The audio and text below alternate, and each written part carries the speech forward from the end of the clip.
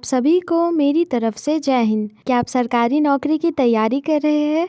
अगर हाँ तो यस, आप बिल्कुल सही चैनल पर आए हैं, क्योंकि इस चैनल पर आपको मिलेगा डेली जॉब नोटिफिकेशन, फॉर्म भरने की स्टेप बाय स्टेप गाइडलाइंस और साथ ही साथ बहुत कुछ, वो भी बिल्कुल फ्री में। आपको उसके लिए बस इतना सा करना होगा कि आपको एक सब्सक्राइब का बटन क्लिक करना होगा। आप जैसे ही सब्सक्राइब का बटन क्लिक करेंगे, आपको हमारी डेली वीडियोस की नोटिफिकेशंस आती रहेगी, इसीलिए आप सब्सक्राइब करना मत भूलिएगा।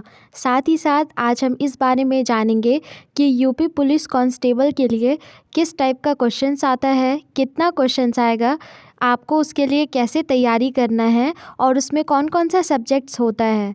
ये वीडियो आप ज़रूर देखिए अगर आप तैयारी कर रहे हैं तो।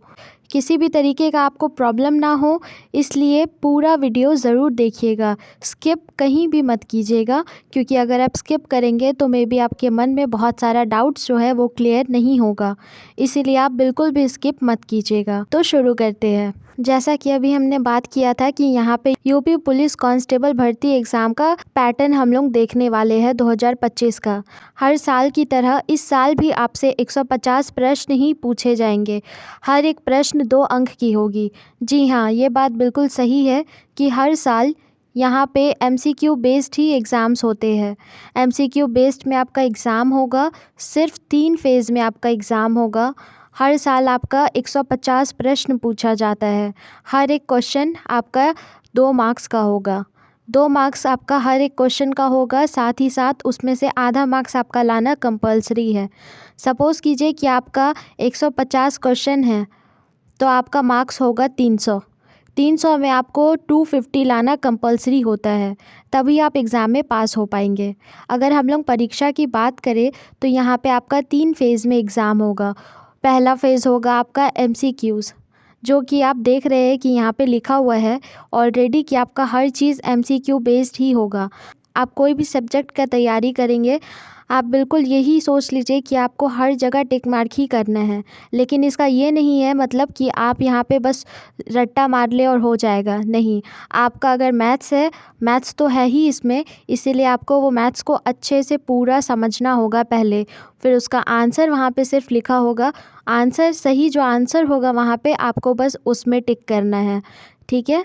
आपको बहुत ही ज़्यादा समय नहीं दिया जाएगा, सिर्फ 90 मिनट होगा आपके पास। 90 मिनट के अंदर आपको 150 क्वेश्चन सॉल्व करने होंगे। इसी के साथ अगर हम लोग 3 फेज़ की एग्ज़ाम की बात करें तो पहला फ़ेज़ रिटन एग्ज़ाम था, जो MCQs होगा, जैसा कि हमने अभी थोड़ी देर पहले ही बताया। रिटन एग्ज़ाम आपका होगा फर्स्ट फेज़ में। सेकंड फेज़ में आपका होगा फ़िज़िकल टेस्ट। अब फ़िज़िकल टेस्ट में आपका ये होगा कि आपको रनिंग करवाया जाएगा, ऊंचा कूद, और आपको छलांग भी मरवाया जाएगा, ठीक है।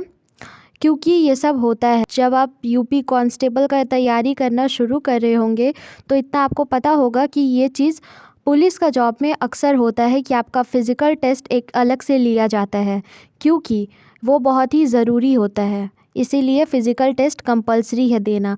साथ ही साथ इस चीज़ का भी ध्यान रखिएगा और मत छुपाइएगा अगर आपका ऐसा कुछ है तो। कभी अगर कहीं आपका हड्डी कहीं क्रैक हुआ हो या कुछ भी ऐसा हुआ हो तो आपसे ज़रूर पूछा जाएगा, इसीलिए आप ज़रूर बताइएगा सच सच अगर आपका ऐसा कहीं हुआ है कभी तो, क्योंकि वो लोग इस चीज़ का काफ़ी ख्याल रखते हैं। अगर आपका ऐसा कभी हुआ है और अगर अभी भी पेन होता है तो ज़्यादा चांसेस है कि आपका नहीं हो पाएगा, क्योंकि उसमें अगर दोबारा चोट लगेगा तो वो दोबारा से डैमेज होने का चांसेस होता है। इसीलिए आप सब चीज़ सही सही ज़रूर बताइएगा जब आपका मेडिकल एग्ज़ाम होगा तो। थर्ड फेज़ आपका लास्ट होता है और वो आपका मेडिकल एग्ज़ाम होता है। उस मेडिकल एग्ज़ाम में आपको सब चीज़ सही सही डिक्लेयर करना है, जो भी आपके बॉडी में प्रॉब्लम्स है वो सबको।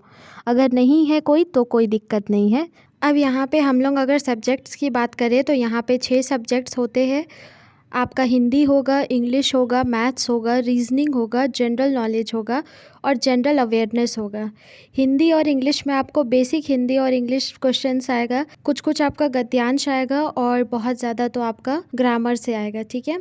एक्चुअली ज़्यादातर क्वेश्चंस ग्रामर से ही आता है, तो हिंदी और इंग्लिश बहुत ही ईजी है, उसका तैयारी अगर आप नहीं भी करेंगे तो भी चलेगा। लेकिन मैथ्स यहाँ सबसे इम्पॉर्टेंट है और जनरल अवेयरनेस भी सबसे इम्पॉर्टेंट है, क्योंकि जनरल अवेयरनेस में आपका बहुत ही बेसिक लेवल का लेकिन केमिस्ट्री भी आता है और बायोलॉजी भी आता है। साथ साथ मैथ्स इसलिए ज़रूरी है क्योंकि मैथ्स का ज़्यादा क्वेश्चंस आता है थोड़ा।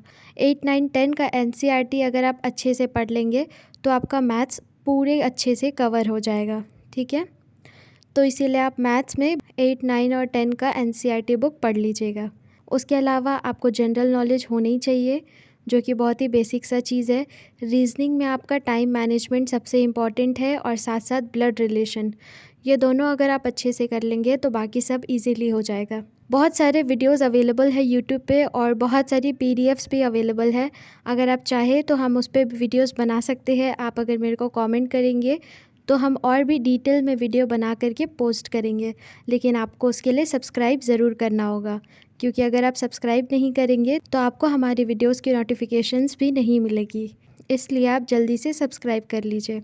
और अगर आपको किसी भी टॉपिक को लेकर के कोई भी डाउट हो, किसी भी एग्ज़ाम को लेकर के कोई भी डाउट हो, या फिर आपको कोई भी ऐसा पीडीएफ का ज़रूरत है, तो फिर आप हमें कमेंट कर सकते हैं। हम उस पर एक फुल वीडियो बना करके साथ साथ आपको पीडीएफ भी प्रोवाइड करते हैं, ठीक है। इसीलिए आप मेरे को कमेंट ज़रूर कीजिएगा। अगर आपको ये छोटा सा इन्फॉर्मेशन पसंद आया हो तो प्लीज़ लाइक कीजिएगा, इस वीडियो को शेयर कीजिएगा और हाँ, सब्सक्राइब करना मत भूलिएगा। जय हिंद।